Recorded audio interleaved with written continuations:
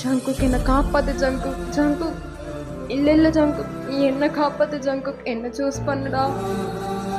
உனக்கு ஒரு சாய்ஸ் தான் ஜங்குக்.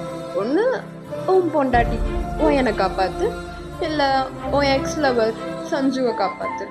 2 பேத்துல யாரையாச்சும் ஒருத்த தான் நீ முடிவு பண்ணலாம். ஜங்குக் ஜங்குக், நான் ப்ரெக்னெண்ட்டாக இருக்கேன். அதுக்கு வேறு யாரும் காரணம் இல்லை, நீதான். என்ன என்ன சஞ்சு, நீ ப்ரெக்னெண்ட்டாக இருக்கியா?